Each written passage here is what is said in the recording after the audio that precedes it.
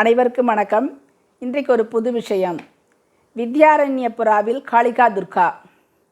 நான் நம்ம பெங்களூரு மைசூர்னு ஒரு நூல் வெளியிட்டிருக்கேன் அமேசானில். அதில் ஒரு விஷயம் இது, அது கட்டுரை இது.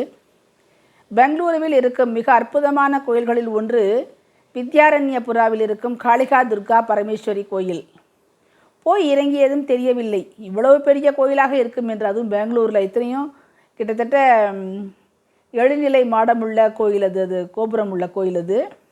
மரங்கள் சூழ்ந்திருக்கும் சோலையில் திடீரென்று மரங்கள் விலக விண்ணை தொடும் அந்த 108 அடி கோபுரமும் தமிழக பாணி கோயிலும் காண கண்கோடி வேண்டும். 1988 ராமு சாஸ்திரி என்பவரின் முயற்சியால் உருவாக்கப்பட்ட இந்த கோயிலுக்கு உள்ளே சென்றவுடன் வலிமையான ஒரு சக்தியின் ஆட்சிக்கும் பிரேமைக்கும் நாம் ஆட்படுகிறோம். 1000 போதாது அவளின் அழகையும் எழிலையும் காண. அந்த சின்னஞ்சிறு துர்க்கை மிக பெரும் பேரழில் அரசியாக பிரம்மாண்ட ரூபியாக இன்னும் கண்மணிகளுக்குள் அமர்ந்திருக்கிறாள். சக்தி பீடமும் நவதுர்க்கையும் கொண்ட சந்நிதியும் காளியும் நவராத்திரி கொலுவும் நவராத்திரி உலாப்போன துர்க்கையும் என பேரழகு கொட்டி கிடக்கும் கோயில் அது.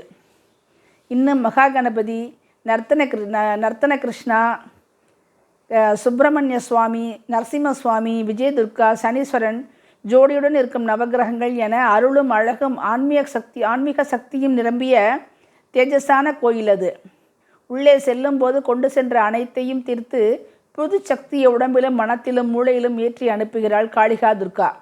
வெற்றி தெய்வம் கொற்றவையை அவள் அருளாலே சென்று அவள் தாழ் வணங்கி தரிசனம் செய்து திரும்பினோம். மிக அருமையான தரிசனம். குடும்பத்தோடு சென்று தரிசித்தோம். நிச்சயம் நீங்கள் பெங்களூரில் இருந்தால் ஒரு முறை சென்று வித்யாரண்யபுராவில் காளிகா துர்காவை வணங்கி வாருங்கள். மிக ஒரு அருளாட்சியுடன் கூடிய உங்களுக்கு ஒரு சக்தி கிடைக்கும். நன்றி.